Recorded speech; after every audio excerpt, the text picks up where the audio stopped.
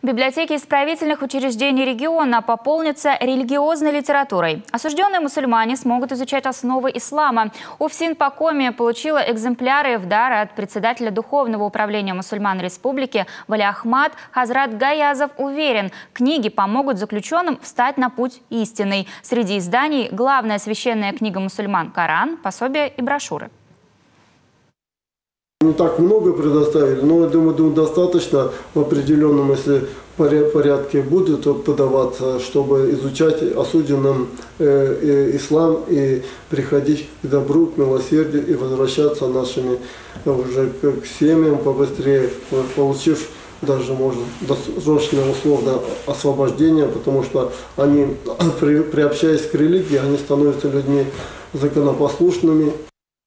В этом году мусульмане отмечают 30-летие со дня основания общины в Коми. Проект с религиозной литературой приурочили к юбилею. Однако идею оценили и за пределами региона. Ее поддержали коллеги из Духовного управления мусульман России, азиатской части страны и Республики Татарстан. Благодаря этому удалось собрать 300 экземпляров.